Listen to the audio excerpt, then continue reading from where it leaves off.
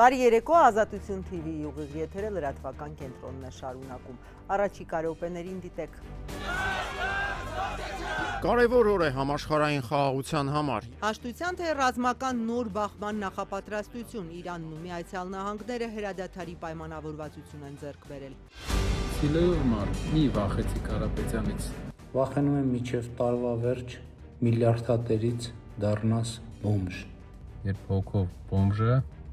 դառնում է վարչապետ։ Քաղաքական հակառակորդների բանավեճը նոր բարձունքներ է նվաճում։ Պրեզիդենտ Իլհամ Ալիևը ապրիլի Տրիփի հարցը ադրբեջանա-ղազախական քննարկումների առանցքում Բաքվից հետո ղազախական պատվիրակությունը կգա Երևան, արդյոք նոր առաջարկով։ 18-ամյա Դավիթ Մինասյանին կալանքից ազատելու դիմում խնդրանքներին պետական մարմինները չեն շտապում արձագանքել։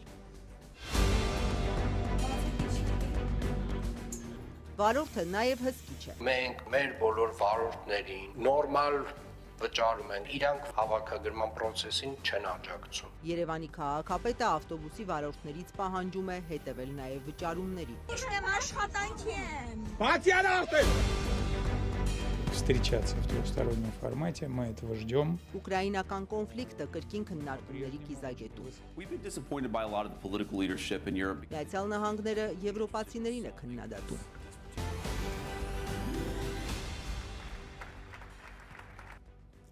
Թեհրանին տված վերջնաժամկետի ավարտին Իրանն ու Միացյալ Նահանգները երկշաբաթյա հրադադարի համաձայնության եկան, այդ ընթացքում բանակցություններ անցկացնելու պայմանավորվածություն ձեռք բերելով։ Մինչ քննարկումներ են ընթանում գործարքը դեմքը փրկելու, հեղինակության կորստից խուսափելու թե ժամանակ շահելու համար էր, փաստն այն է, օդային հարվածները Միացյալ Նահանգները դադարեցրել է, Իրանն էլ իր հերթին Հորմուզի նեղուցը բացելու խոստում է տվել։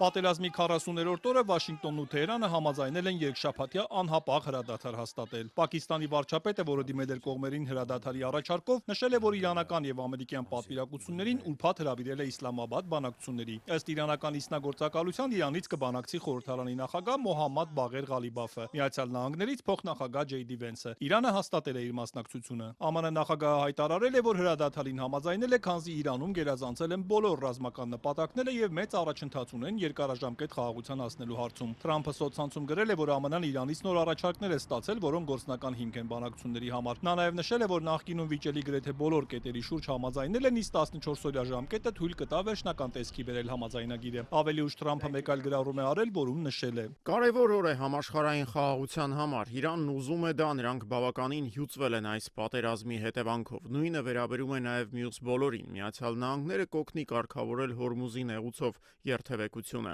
Շատ գումար հնարավոր կլինի աշխատել։ Սպիտակ տան ղեկավարը նշել է, որ ԱՄՆ-ն կօգնի Իրանի վերակառուցմանը, սա կարող է Մերձավոր Արևելքի ոսկե դարը լինել, գրել է նա։ Ֆրանս պրեսին էլ Թրամփն ասել է, որ սա Միացյալ Նահանգների համար լիակատար եւ ամբողջական հաղթանակ է։ Մեկ այլ գրառմամբ էլ Թրամփը հայտնել է, որ ԱՄՆ-ն սերտ կհամագործակցի Իրանի հետ, որտեղ ըստ նրա ռեժիմի փոփոխություն է եղել։ Շեշտել է, Իրանը չի կարող հարստացնել ուրանը, իսկ արդեն հարստացվածը դուրս կբերվի երկրից։ ԱՄՆ-ն կքննարկի նաև Իրանի նկատմամբ մաքսատուրքերի եւ պատժամիջոցների մեղմացման հարցը, իսկ Իրանին զենք մատակարարող ցանկացած երկրի համար ԱՄՆ-ն անմիջապես 50% մաքսատուր կսահմանի, զգուշացրել է նա։ Իսրայելը հայտարարել է, որ սատարում է ԱՄՆ որոշումը եւ դադարեցրել է Իրանի դեմ ռազմական գործողությունները։ Վարչապետի գրասենյակից սակայն ընդգծել են, հրադադարը չի վերաբերում Լիբանանին, որտեղ շարունակվում են արևմուտքի կողմից ահաբեկչական ճանաչված Հեզբոլլայի դեմ գործողությունները։ Բեյրութի ուղղությամբ այսօրվա սաստիկ հարվածներից հետո հաղորդվում է տասնյակ զոհերի ու հարյուրավոր վիրավորների մասին։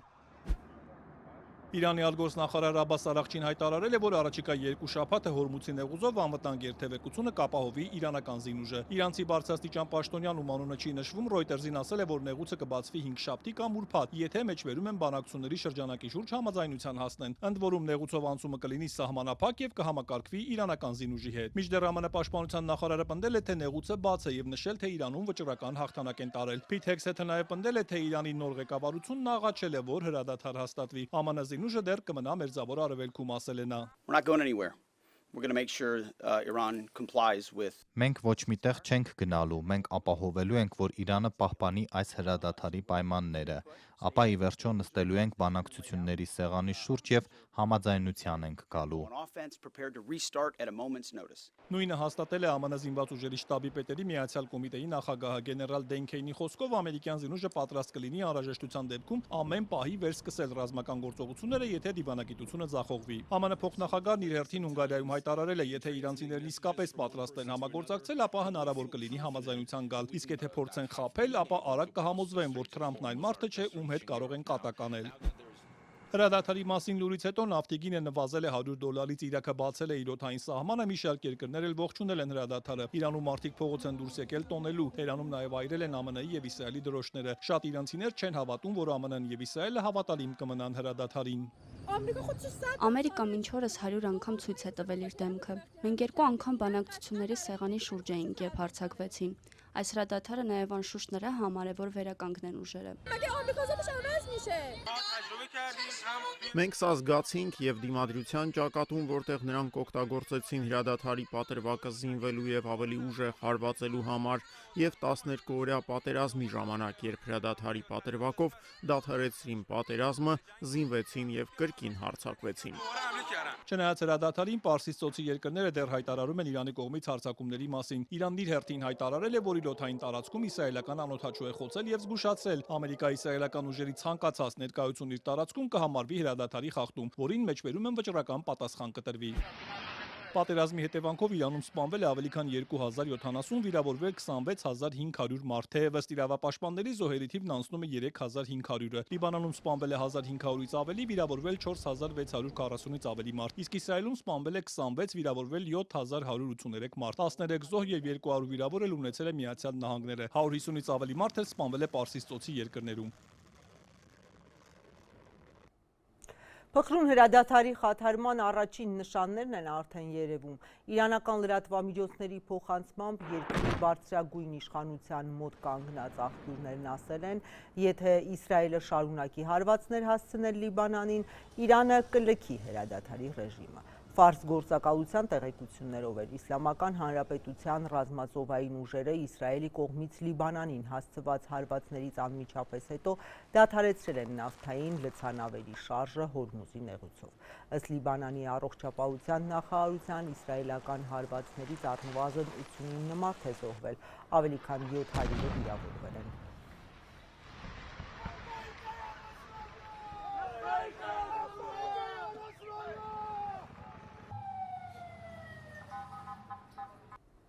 Հայաստանը ողջունել է Միացյալ Նահանգների եւ Իրանի միջև հրադադարի մասին որոշումը։ Մենք նաեւ բարձր ենք գնահատում միջնորդական, այդ թվում Պակիստանի ջանքերը եւ համոզված ենք, որ դիվանագիտությունը պետք է գերակշռի բոլոր չլուծված հարցերը կարգավորելու եւ մերձավոր արևելքում խաղաղությունը պահպանելու համար։ X-ի իր էջում գրել է վարչապետ Նիկոլ Փաշինյանը։ Ադրբեջանի նախագահ Իլհամ Ալիևը այսօր Բաքու ժամանած ղազախական պատվիրակության հետ քննարկել է տարածաշրջանային տրանսպորտային նախագծերի, այդ թվում Թրամփի ուղու իրագործման, ինչպես նաև երրորդ երկրներում համատեղ ադրբեջանա-ղազախական ներդրումների հնարավորության հեռանկարները։ Թե այդ որ երկրի կամ երկրների մասին է խոսքը, Ադրբեջանի նախագահի մամուլի ծառայությունը չի բացահայտել։ Վաղը Ղազախստանի արտգործնախարարն ու տրանսպորտի նախարարը նաև Երևանում բանակցություններ կանցկացնեն, վարչապետ Փաշինյանը ավելի վաղ ընդունելի էր համարում երկաթուղու կառավարումը ռուսներից ղազախներին փոխանցելը, ինչը Մոսկվան մերժեց։ Իսկ թե հայ-ղազախական վաղվա օրակարգում ինչ հարցեր են լինելու, չի բացահայտվել։ Հիմա ներքաղաքական զարգացումների մասին, որ ինչքան մոտենում են ընտրությանը, այնքան քաղաքակիրթ բանավեճի տոներից վիրավորական արտահայտությունների դաշտ են մտնում։ Հայաստանի ղեկավարը առաջիկա ընտրություններում ըստ տարբեր հարցումների իր գլխավոր մրցակցին բոմժ դարձնելու սպառնալիք է տալիս, հակառակ ճամբարից էլ հետ չեն մնում, նույն ոճով պատասխանում են։ Սիլոյով մարդ, մի վախեցի Կարապետյանից։ Կալուգացի Սամվել իր խոսնակների միջոցով ինձ հորդորում է չվախենալ։ Ինքը քեզ վատ բան չի անելու։ Ինքը դուրս գա, երկու բան ունի քեզ ասելու։ Մի վախեցի Կարապետյանից։ Ախր ոնց չվախենամ։ Վախենում եմ միջև տարվա վերջ միլիարդատերից դառնաս բոմժ։ թե ինչա լինում, երբ հոգով բոմժը դառնում է վարչապետ։ Ուրիշ ինչից են ուժը։ Որքան մոտենում են հունիսի 7-ի ընտրությունները, այնքան Փաշինյան-Կարապետյան հերակաբանավեճը ավելի է սրվում, համեմվելով վիրավորական խոսքերով ու զգուշացումներով։ Փաշինյանին Սամվել Կարապետյանից չվախենալու կոչ արած Նարեկ Կարապետյանին վարչապետը կոշտ է արձագանքել, զգուշացնելով, որ վերջիններս զրկվելու են իրենց միլիարդներից եւ մենակ են մնալու։ Նկատենք, գործարար Սամվել Կարապետյանի կապիտալի մի զգալի մասը Հայաստանից դուրս է։ Մենք ձեր փողերի ապօրինի շրջանառության համակարգը վերջնականորեն հեսափակենք, դուք 3 հոգով եք մնալու։ Սամվելը, Նարեկը, Կարենը։ Կներեք 4 հոգով, որովհետև Կարենից 2 հատ կա։ Այո, աջակցում եմ Սամվել Կարապետյանին, միանշանակ։ Իսկ ընդդիմության հավատում եք։ Այո, հավատում եմ։ Երկուստեք հնչող զգուշացումների ֆոնին երեկուշ երեկոյան նախագահ Վահագն Խաչատուրյանը ստորագրեց իշխող ՔՊ-ի կողմից ընտրական օրենսգրքում կատարված փոփոխությունը, որով արգելվում է միլիարդատեր գործարարի առաջնորդած դաշինքին իր անվանման մեջ օգտագործել Սամվել Կարապետյան անունը։ Դեռևս մարտի 31-ին ուժեղ Հայաստանը հայտարարեց, որ հանրությանն անհայտ 2 ուժի հետ դաշինք է կազմում ուժեղ Հայաստան Սամվել Կարապետյանի հետ անվանումով։ Օրենքի փոփոխությունից հետո արդյոք Կարապետյանների թիմը վերանայելու է իր դաշինքի անվանումը, առայժմ պարզ չէ։ Այս հարցին ուժեղ Հայաստանը դեռևս ուղիղ չի պատասխանում։ Դաշինքի անդամներից Գոհար Մելոյանը միայն նշում է, թե օրենքով են առաջնորդվելու, իսկ թե դա ինչ է նշանակում, պարզ կլինի առաջիկայում։ Մենք արդեն ունենք ծագած իրավահարաբերություն, մենք ուժեղ Հայաստան Սամվել Կարապետյանի հետ դաշինքն ենք, դաշինքի հուշագրերը կնքված են, այս պահին զարգացումները այդ տրամաբանության ներքո են։ Այսինքն դուք կփորձեք ելքեր գտնել դաշինքի անվանումը պահպանելու համար։ Հստակ իրավահարաբերություններ, օրենքի մեկնաբանության պրակտիկա, իրավակիրառ պրակտիկա, այդ համատեքստում գործընթացները կզարգանան։ Կարապետյաններին առավոտյան զգուշացումներից հետո Նիկոլ Փաշինյանը կառավարության անդամների հետ ուղևորվեց Կոտայք։ Ընտրություններին ընդառաջ վարչապետի օրակարգում նաև տարբեր մարզերում վերանորոգված դպրոցներ եւ մանկապարտեզներ այցերն են։ Այստեղի զուգանակոնքերներ են, ավելի լավ է։ Բաններ, լվացանակոնքերներ են լավը։ Շատ լավն է։ Շատ լավն է։ Ժորժան գրաֆիկից ահավոր հետ ենք Փաշինյանն ի պատասխան բնակիչների տարբեր խնդրանքներին խոստանում էր բոլոր խնդիրները կլուծեն, ճանապարհների, մանկապարտեզների, փողոցների, կոյուղու, բայց պայմանը մեկն է՝ առևտուրաներից բնակիչները պետք է ՀԴՄ կտրոն պահանջեն։ Դնում մեր մանկապարտեզն է։ 52 թիվ։ ՀԴՄ-ները կսարքեն, ՀԴՄ-ները։ Ինչքան ձեր գյուղում չսարքած բան կա, դրա պատճառը մենակ այնա, որ տասնյակ տարիներով առևտուրը առել ենք, ՀԴՄ-ն չենք ուզում։ Աղավնաձոր համայնքում գյուղացիներից մեկն ասաց, թե իրենց միական հանգստությունը խաղաղությունն է, ուրիշ բան չեն ուզում։ Վարչապետն էր կրկնեց իր հայտնի խոսքը, խաղաղությունն արդեն ներկա է, այն պարզապես պետք է փայփայել, քանի որ տասնամյակների թշնամանքը տասնամյակներ էլ պահանջելու է դա հաղթահարելու համար։ 2 տարի արդեն լրացավ, որ մենք սահմանին մի զոհ, մի վիրավոր չունենք։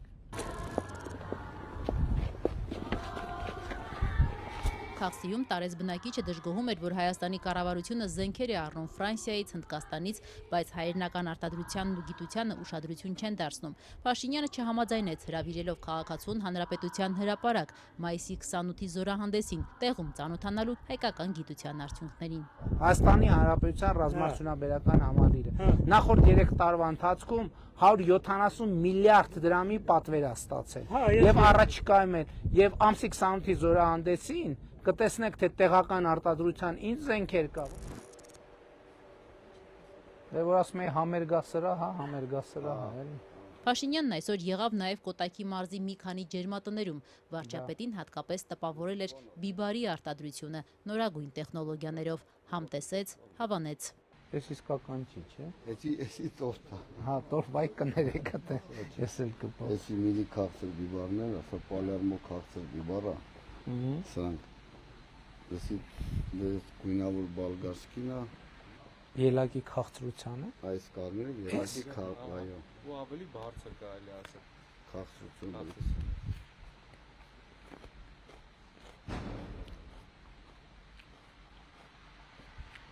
Առաջ անգամ։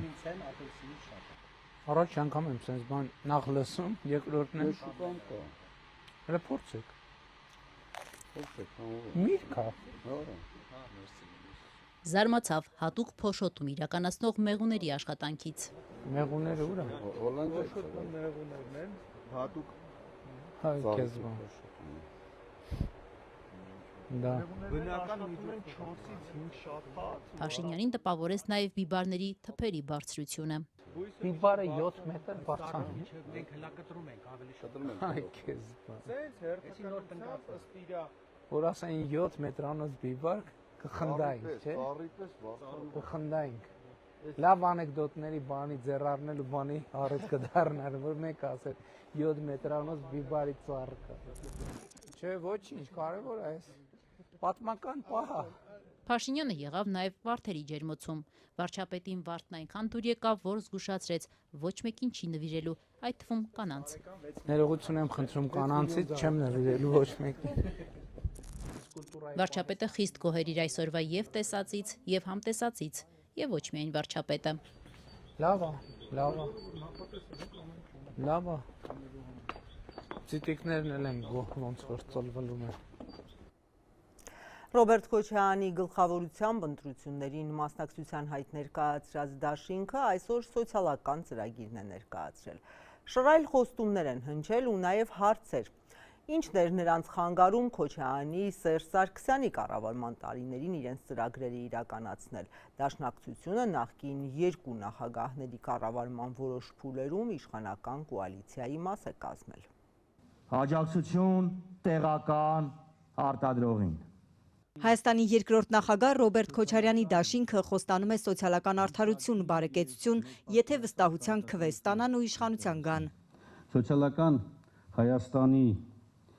մեր պատկերացրած տեսլականը ուզում եմ անվանել սոցիալական Հայաստան երեխաների, երիտասարդների, տարեցների, այսինքն բոլորիս համար։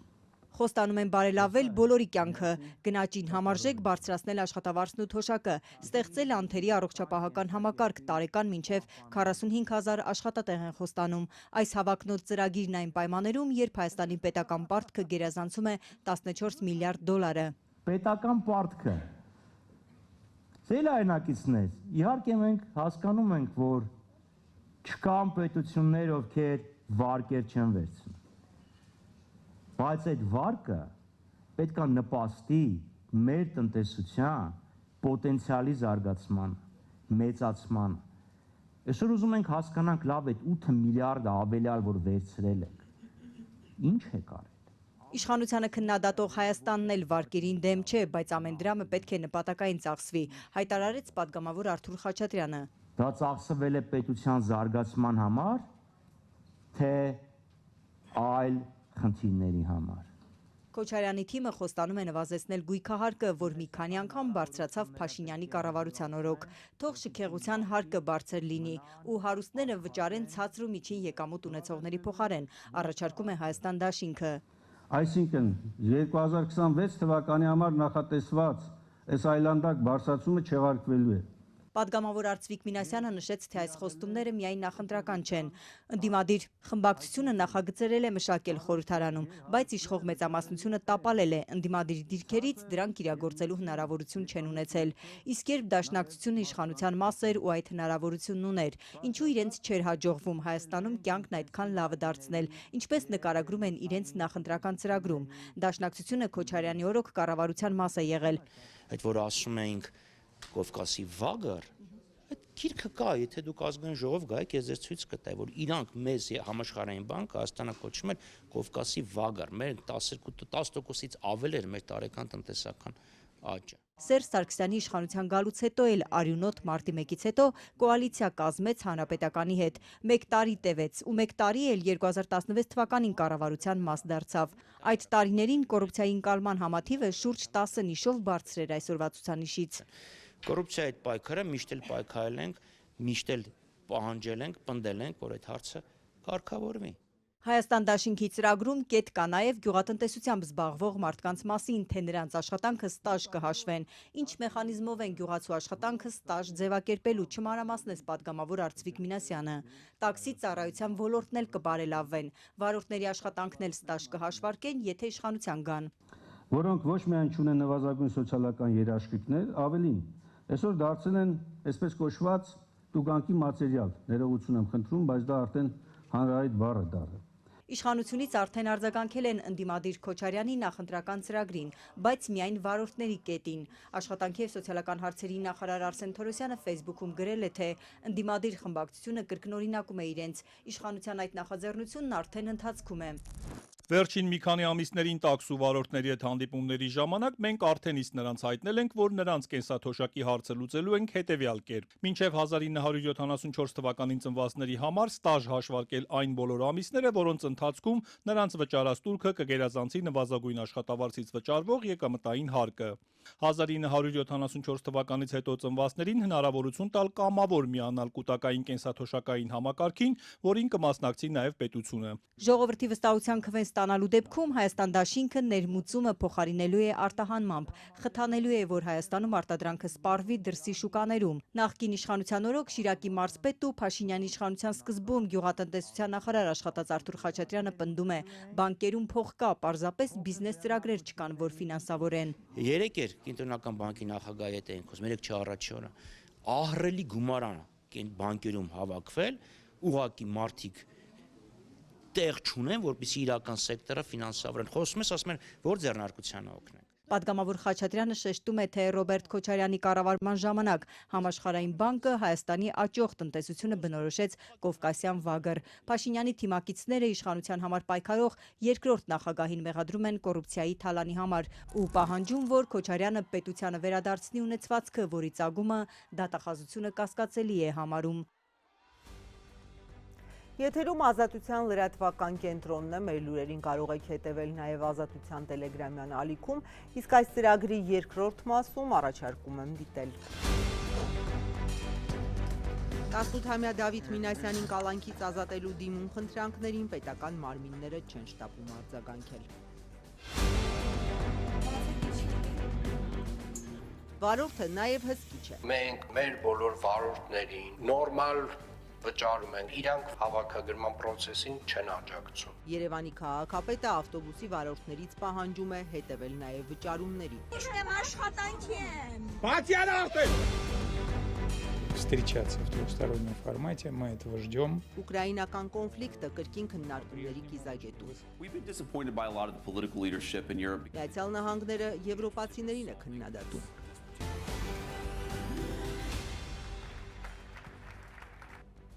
Ներքաղաքական կրքերին զուգահեռ նախկին պաշտոնյաների ձերբակալություններ են ընթանում։ Հակակոռուպցիոն կոմիտեում քննվող քրեական գործի շրջանակներում ձերբակալվել է 2011-18 թվականներին պետական գույքի կառավարման վարչությունը ղեկավարած ՀՀԿ անդամ Արման Սահակյանը։ Ազատության տեղեկություններով նույն գործի շրջանակներում ձերբակալվել է նաև ՀՀԿ ղեկավարման տարիներին աշխատանքի և սոցիալական հարցերի նախարար աշխատած Արտեմ Ասատրյանը։ Հակակոռուպցիոն կոմիտեն մի շարք այլ ձերբակալվածների մասին էլ է հաղորդել, բայց ոչ անունները տալով, ոչ գործի մանրամասները բացահայտելով։ Արման Սահակյանի փաստաբանն էլ փակագծեր չի բացել, միայն հայտնել է, որ գործը 10 տարվա վաղեմության դեպքերին է վերաբերում, բայց մեղադրանքը նոր է։ Պարոն Խաչատրյան, ինչ կարգավիճակ ունի հիմա պարոն Սահակյանը։ Մեղադրանքը առաջադրվել է ձերբակալվել։ Դուք տեղեկություն չունեք, հա, կալանքի սանկցիա լինելու է, թե ոչ։ Այս պահին դրա մասին վաղաժամ խոսելու է, քննչական գործողություններ են տեղի ունենում։ Որ գործին է վերաբերում։ Գործի մանրամասների մասին չեմ կարող որևէ տեղեկատվություն ես փոխում տալ, քանի որ նախազգուշացվում է նախագծի գաղտնիքը հրապարակելու արգելքի վերաբերյալ գործը 10 տարվա վաղեմություն ունի։ Այսօր նոր մեղադրանք է առաջադրվել, որտեղ ինքը արդեն մեղադրյալի կարգավիճակ ուներ։ Դա վերաբերում է այլ գործի, մեղադրյալի կարգավիճակը, այսօր նոր մեղադրանք այլ գործում մեղադրանք առաջադրվել։ Իսկ պարոն Սահակյանը քաղաքական բաղադրիչ տեսնում է այս գործում։ Այդ մեկնաբանությունները այս բանի չեն տանում, փորձենք ավելի ուշ խոսել այդ ամեն ինչի մասին, այս պահին դեռ քննչական գործողություններ են ընթանում։ Պետական մարմինները, դատախազությունը, առողջապահության և կրթության նախարարությունները չեն շտապում արձագանքել վարչապետի հետ եկեղեցում տեղի ունեցած միջադեպի գործով կալանավորված Դավիթ Մինասյանի խափանման միջոցը փոխելու մոր փաստաբանների խնդրանքներին։ Այն դեպքում, երբ պատանու վիճակը ըստ փաստաբանի չի բարելավում, իսկ մենք գիտենք, թե ցանկության դեպքում ինչքան հապշտապ կարող են գործել։ Դրա վառօրինակը ընտրական օրենսգրքի իշխանության նախաձեռնությունը, ընտրական օրենսգրքի փոփոխությունների իշխանության նախաձեռնությունը, որպեսզի առաջադրումների ժամանակ դաշինքների անվանումներում մարդկանց անուն-ազգանունները արգելված լինեն, նախագահը աշխատանքային օրվա ավարտից հետո օրենքի թանակը դեռ չչորացած այն ստորագրեց։ Ինքը չի նստում։ Մենք իրան պարկած տեղը եթե կերակրում են կամ Մարիամետ պետերը կամ ես կամ Լուսինեն, էլի պարկած դիրքում են կերակրում իրան։ Եկեղեցուց բանտ, ապա հիվանդանոց տեղափոխված 18-ամյա պատանու առողջական վիճակը մնում է մտահոգիչ, սակայն գլխավոր դատախազն ու կրթության նախարարը դեռևս չեն արձագանքում փաստաբանների կալանքը փոխելու հրատապ պահանջին։ Սուրբ Աննա եկեղեցում վարչապետի հետ տեղի ունեցած միջադեպից հետո Դավիթ Մինասյանը երկվորյակ եղբոր հետ դարձավ մեղադրյալ։ Միքայելը ձերբակալությունից օրերս էր ազատ արձակվել գրավի դիմաց։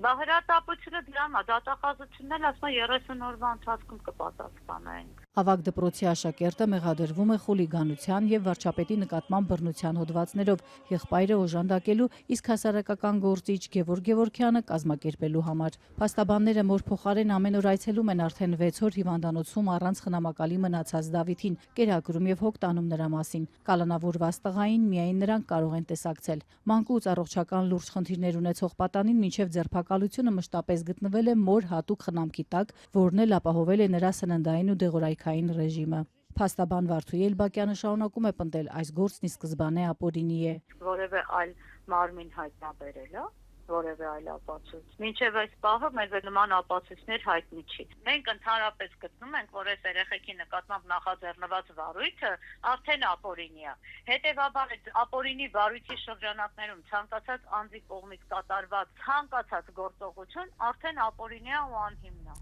Մինչ պատանին մնում է անազատության մեջ, այս գործով արդեն երկրորդ քննիչն է հեռացվում պաշտոնից։ Այսօր հայտնի դարձավ, որ իր դիմումի համաձայն աշխատանքից ազատվել է Կենտրոն և Նորք Մարաշ վարչական շրջանների 3-րդ բաժնի պետ Դավիթ Կիրակոսյանը։ Ավելի վաղ էլ նրա ենթական էր ազատվել գործից, այն բանից հետո, երբ տղաների բնակարանում խուզարկությունից հետո տեսախցիկների առջև ասել էր, թե խուլիգանության և վարչապետի նկատմամբ բռնություն գործադրելու մեղադրանքի հետ կապ ունեցող ապացույցներ չեն գտել տղաների բնակարանից։ Քննիչի այս վարքագիծը ոչ պատշաճ գնահատվեց և նա ազատվեց աշխատանքից։ Քննչական կոմիտեն հայտարարեց, թե Հակոբ Կոխյանը Դավիթ Մինասյանի տունը խուզարկելիս կարգ է խախտել։ Մասնավորապես թույլատրել է լրագրողների ներկայությունը, նախաքննական տվյալներ է հրապարակել և համազգեստով չի եղել։ Գործից ազատված նրա անմիջական ղեկավարը ներկա չէր խուզարկությանը։ Իրավապաշտպան Զարուհի Հովհաննիսյանի կարծիքով քննիչներին հեռացնելը կարող է կապ ունենալ նաև չբացահայտված ապացույցների հետ։ Հիմնականում նախնական վարկածը գնում էր խմբակային հանցագործության մասին, այսինքն կազմակերպիչ եւ իրագործողներ, այս մոդելներ քննարկվում եւ փաստացի քննիչը հրապարակել է մի տեղեկատվություն, որը հակասում է այդ վարկածին, ըստի հնարավոր է հենց այդ հիմքով էլ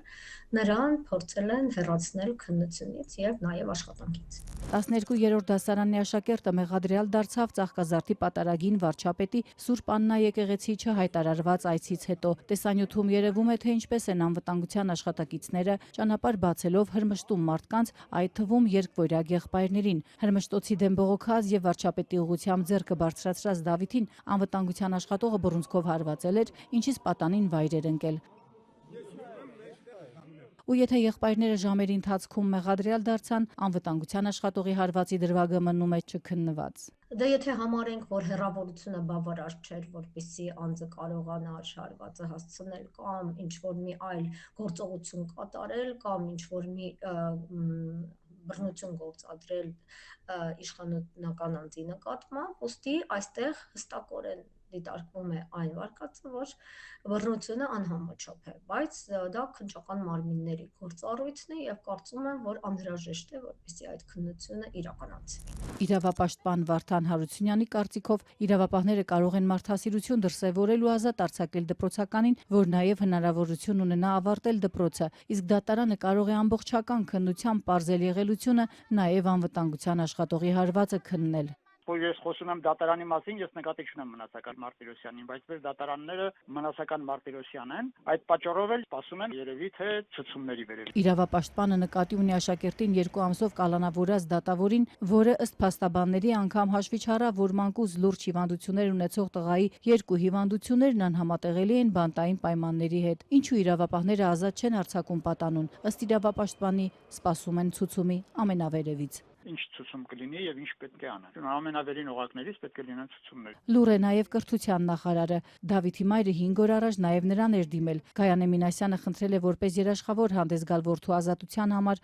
ընդգծել, որ դատավորը նրան կալանավորելիս հաշվի չի առել առողջական խնդիրները, հիշեցրել, որ հենց ինքը նախարարն էր 2023 թվականին Դավիթին գերազանցության վկայական շնորհել։ Ժաննա Անդրեասյանը երեկ ասել էր, թե դեռ քննարկում են, իսկ խորհրդարանում ընդդիմադիր падգամավոր Լիլիթ Գալստյանի հարցը նախարարին կանխել էր իշխանական падգամավոր Սիսակ Գաբրիելյանը, այն որակելով օրակարգից շեղված։ Տիկին Անդրեասյան, քանի որ օրակարգից շեղված է, խնդրում եմ, կարող եք չպատասխանել, որտեղ մենք պետք է նիստի գնանք։ Առիթ կունենալ էլի։ Գործում Տիկին Անդրեասյանը հասուն ազնվարությունը կառավարության անդամ, ես կարծեմ անջատեք ձեր միկրոֆոնը։ Հիմա մի խնդրի մասին, որը թվում է լուծում չունի, Երևանյան տրանսպորտի։ Ժամերով ձգվող խցանումներին գումարվել է վարորդների մուննաթը, որոնք բառից բուն իմաստով նաև հսկիչներ են դարձել։ Չնայած քաղաքապետարանը առանձին հաստիկներ էր ավելացրել այդ գործի համար, բայց Երևանի ՔՊԱ-ական քաղաքապետը բանավոր այդ գործը հանձնարարեց առանց այն էլ նյարդային աշխատանք անող վարորդներին։ Ու հիմա ուղևոր վարորդ բանավեճին կարելի է ականատես լինել օրվա ցանկացած ժամի։ Հետևի դուրը բաց իջնեմ ես։ Բաց իջնեմ աշխատանքի եմ։ Բաց յարա արդեն։ Ես իմ իրավունքի ողջունում եմ։ Երևանի քաղաքապետ Տիգրան Ավինյանի վերջին բառից բուն իմաստով աղմկահարույց հրահանգից հետո վեճերը, բղավոցները, դժգոհություններն ու կոպիտ արտահայտությունները վերադարձան մայրաքաղաքի հանրային տրանսպորտ։ Բացեք դուռը, այս արտահայտությունը կարելի է լսել գրեթե բոլոր ուղևորությունների ընթացքում, անկախ օրվա ժամից։ Չի կարող լինել մի իրավիճակ, երբ որ մենք մեր բոլոր աշխատակիցներին, մեր բոլոր վարորդներին նորմալ վճարում ենք բոլոր արտաժամաններով եւ իրանք որևէ կերպ որևէ process-ին չեն մասնակցում, մասնավորապես հավաքագրման process-ին չեն աջակցում։ Թեև անցած տարի հանրային տրանսպորտի ուղևորցի վճարումները հսկելու համար քաղաքային իշխանությունները մեծ հանդիսավորությամբ այդ գործը հսկիչներին հանձնարարեցին, օրենսդրական փոփոխություններ նախաձեռնեցին, տուգանքներ նշանակեցին ու մի քանի շաբաթ տեսախցիկներով շրջայցեր իրականացրին, Տիգրան Ավինյանն օրերս այդ աշխատանքը դարձյալ դրեց վարորդների ուսերին, որոնք ըստ ընդդիմադիրների նման պարտականություն ամենևին չունեն։ Հանգամանքը սակայն չխանգարեց Ավինյանին վարորդներին ուղիղ սպառնալ։ Չպահանջեք, ձեր աշխատավարձից պահումներ կանենք։ Հավաքագրումից, պարոն Կիրակոսյան, նաև կախված է արտաժամյայի վճարումները։ Ուզում եմ սա շատ հստակ եւ ուղիղ եթերով ասել։ Մինչ քաղաքապետ Ավինյանի այս խոսքերը ավտոբուսներում ամիսներ շարունակ մթնոլորտը հանդարտեր։ Կար համապատասխան ծառայություն, որն էլ թղթի վրա պետք է զբաղվեր այդ աշխատանքով։ Քաղաքապետի սպառնալից խոսքերի հաջորդ իսկ օրվանից հանրային տրանսպորտում իսկական խառնաշփոթ է։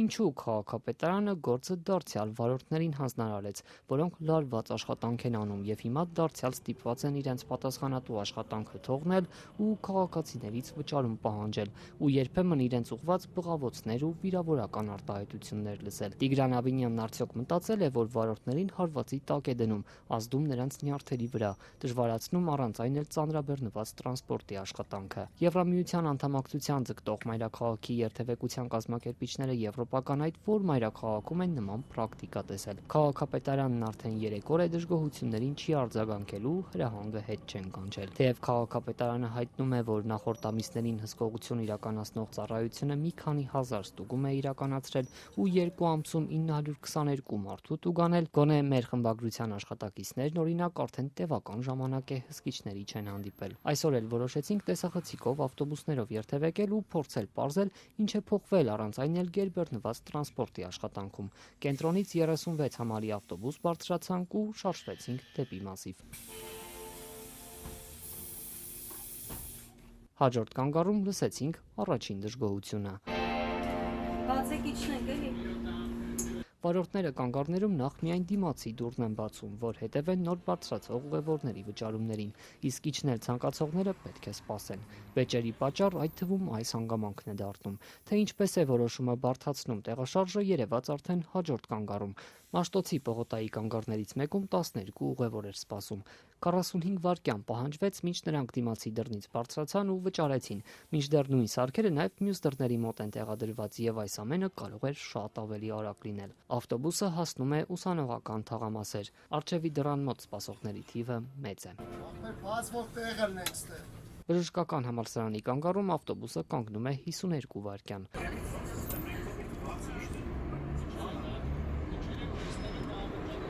Ավտոբուսն այստեղ արդեն գերբեռնված է, բոլորի համար տեղ չկա։ Երիտասարդները որոշում են հաջորդին սպասել։ Մյուս կանգառում կանայք են փորձում բարձրանալ։ Վարորդն այս անգամ ջենթլմենաբար բացում է նաև երկրորդ դուռը։ Ավտոբուսն այսպես Մասիվ է հասնում։ Որոշում ենք վերադառնալ ավելի փոքր 2 դուռ ունեցող 53 համարի ավտոբուսով։ Պատմությունը կրկնվում է, այս անգամ արդեն դեպի կենտրոն ուղղությամբ եւ այս ամենը ցերեկային ժամերին, երբ երթևեկությունը համեմատաբար ավելի թեթև է, աշխատանքային օրվա սկզբում ու ավարտին ամեն ինչ ավելի ծանր ու թունոտ է դառնում։ Մոսկովյան կոշտ հռետորաբանությունից հետո արդյոք Դաշնության պետական մարմինները գործի են անցել։ Ռուսները կոնյակ արտադրող հայաստանյան ընկերություններից մեկի լիցենզիայի կասեցում են պահանջում։ Ընկերությունից արձագանքում են։ Ռուսաստանի ալկոհոլի եւ ծխախոտի շուկան վերահսկող պետական մարմինը Ռոսալկոգոլ տաբակ կոնտրոլը ըստ ռուսական աղբյուրների սկսել է Պրոշյանի կոնյակի գործարանի լիցենզիան չեղարկելու գործընթաց։ Սա նշանակում է, որ գործարանը կարող է զրկվել Ռուսաստանում իր արտադրանքը վաճառելու իրավունքից։ Ռուսական լրատվամիջոցները հղում անելով Ռոսալկոգոլ տաբակ կոնտրոլին նշում են, թե գերատեսչությունը չնախատեսված կարգով ստուգել է Ռուսաստան ներմուծվող կոնյակի նմուշներ ու ստանդարտների կոպիտ խախտումներ արձանագրել։ Ակրեդիտացված լաբորատորիայում իրականացված փորձաքննությունը ցույց է տվել, որ կոնյակի նմուշները չեն համապատասխանում ոչ հայտարարված անվանմանը, ոչ էլ ԳՕՍՏ-ի պահանջներին։ Մասնավորապես խմիչքի բաղադրության մեջ հայտնաբերվել են ոչ խաղողի ծագման սպիրտներ, ինչի հետևանքով արտադրանքը չի կարող դասվել կոնյակ անվան տակ։ Գերատեսչությունը նշել է, որ նման խախտումները լիցենզիայի դատական գործով չեղարկման հիմք են։ Ռոսալկոգոլ տաբակ կոնտրոլը դիմել է արբիտրաժային դատարան պահանջելով ինչպես լիցենզիայի չեղարկում, այնպես էլ դրա գործունեության կասեցում մինչև վերջնական որոշման կայացումը։ Միաժամանակ ընկերության նկատմամբ հարուցվել է վարչական վարույթ տեխնիկական կանոնակարգերի պահանջների խախտման հիմքով։ Մինչ ռուսական լրատվամիջոցները գրում են, թե հարցը դատաքննության փուլում է եւ որ գերատեսչությունը նախազգուշացրել է շուկայի մասնակիցներին, որ անթույլատրելի է իրենց պնդմամբ կեղծված ալկոհոլային արտադրանքի ներմուծումն ու վաճառքը, Հայաստանի Պրոշյանի կոնյակի գործարանից ազատությանն ուղարկված գրավոր տեքստում պնդում են՝ մի շարք հրապարակումներում թույլ է տրվել սխալ նույնականացում, հայկական գործարանը շփոթելով Ռուսաստանում գործող առանձին դիստրիբյուտոր ընկերության հետ։ Պրոշյանի գործարանն իր գործունեությունն իրականացնում է միջազգային չափանիշներին եւ գործող օրենսդրությանը համապատասխան։ Նշված հրապարակումները վերաբերում են բացառապես այդ ներմուծող ընկերության գործունեությանը եւ որևէ առնչություն չունեն Հայաստանի Հանրապետությունում իրականացվող արտադրական գործընթացի հետ։ Գործարանն աշխատում է բնականon ռեժիմով, անխափանդ իրականացնում է արտադրություն եւ շարունակաբար արտահանում է իր արտադրանքը միջազգային շուկաներ, այդ թվում ԵԱՏՄ երկրներ։ Գործարանը պարբերաբար անցնում է միջազգային աուդիտներ եւ ունի որակի կառավարման եւ սննդամթերքի անվտանգության համապատասխան սերտիֆիկատներ, այդ թվում ISO եւ HACCP ստանդարտներին համապատասխան։ Պեկ նախագահ Էդուարդ Հակոբյանն այսօր լրագրողներից է տեղեկացել այս խնդրի մասին։ Ձեզնից լսեցի նոր, միգուցե այսօր առավոտի սանրաբեռնված եղել չեմ լսել, մի հատ ինքս կուսումնասիրեմ հասկանամ ինչի մասին է, ինչ լիցենզիայի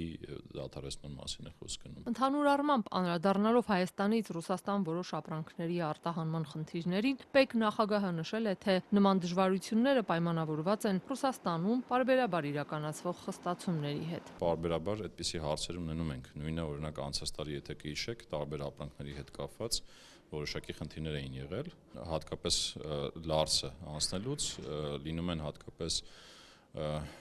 ֆիտոսանիտարիական հարցեր, օրինակ ինչ որ պահանջների պիտի բավարարեն կոնկրետ ապրանքներ, այդ պահանջները պարբերաբար խստացվում են, պարբերաբար թույլատվում են, այսինքն ինքը այտենց բնականon գործընթաց է, որը որ ունենում ենք եւ մեր հորդորը մեր հարկվճարողների եւ բիզնեսմեններին նա է, որ հետևեն այդ պահանջներին։ Հայկական բեռները լարսով Ռուսաստան տանող բեռնափոխադրողներն այս հայտարարությունները պատահական չեն համարում։ Չձայնագրվելու պայմանով ազատությանն ասում են քաղաքական խաղեր են։ Առաջիկայում իրենք լարսում նոր ու խիստ ստուգումներ են կանխատեսում ու հայկական բեռներով լցված ապրանքն ասում են գուցե սկսի մեծ թափով հետ վերադարձվել։ Նախորդ շաբաթ Փաշինյան-Պուտին հանդիպումից հետո Ռուսաստանի գյուղատնտեսական վերահսկողության դաշնային ծառայությունը Ռոսսելխոզնադզոր մտահոգություն հայտնել Հայաստանից ներմուծվող գյուղատնտեսական որոշ ապրանքների որակի վերահսկողության վերաբերյալ։ Հետո Ռուսաստանի փոխվարչապետ Ալեքսեյ Օվերչուկն էր հարցազրույց տվելու զգուշացրել Հայաստանը բեռնափոխադրումների հարցում կանգնելու է լուրջ մրցակցության առաջ ու կրկին նշել, թե օրինակ որոշ ապրանքներ կարող են իրենց հետ բերել վնասակար միջատներ, բույսերի հիվանդություններ կամ վարակներ մտցնել իրենց երկիր։ Եվ կրկին դառնալով միջազգային թեմաներին Կրեմլում հույս ունեն, որ մերձավոր արևելքում հրադադարի հաստատումից հետո Վաշինգտոնն ավելի ակտիվորեն կսկսի զբաղվել ուկրաինական կարգավորմամբ։ Այս հայտարարությունը արել է Ռուսաստանի նախագահի մամուլի քարտուղար Դմիտրի Պեսկովը։ Միացյալ Նահանգների փոխնախագահ Վենսը իր հերթին եվրոպացի առաջնորդներին է մեղադրել, պնդելով, թե նրանք առանձնապես հետաքրքրված չեն կոնֆլիկտի լուծմամբ։ Сейчас американские переговорщики заняты иранскими делами. Ամերիկացի բանակցողները կենտրոնացած էին Իրանի խնդրի վրա։ Հուսով ենք, որ տեսանելի ապագայում նրանք ավելի շատ ժամանակ ու կարողություն կունենան եռակողմ ձևաչափում հանդիպելու համար։ Встречаться в трехстороннем формате, мы этого ждем. Մենք հիասթափված ենք Եվրոպայի քաղաքական ղեկավարության մեծ մասից, քանի որ նրանք առանձնապես հետաքրքրված չեն թվում կոնկրետ այս հակամարտության լուծմամբ, եւ այն ինչ ասել է նախագահը հետեւյալն է. սա ամենաբարդ պատերազմն է։ Մենք կարծում էինք, թե այն դադարեցնելը կլինի ամենահեշտը, բայց փաստացի ամենադժվարն է։ Արդեն 14 ամիս է, որ աշխատում ենք այդ ուղղությամբ եւ շարունակելու ենք աշխատել։ Մենք զգալի առաջընթաց ենք գրանցել։ Նկատի ունեմ, եթե հետ նայենք, թե որտեղ էինք սկզբում, երբ չէին կարողանում նույնիսկ ստիպել ռուսներին կամ ուկրաինացիներին թղթի վրա շարադրել, թե հատկապես ինչ են ուզում հակամարտությունը կարգավորելու համար, ապա հիմա մենք արդեն ունենք դա։ What is it that you want in order to settle the conflict? We've now gotten that.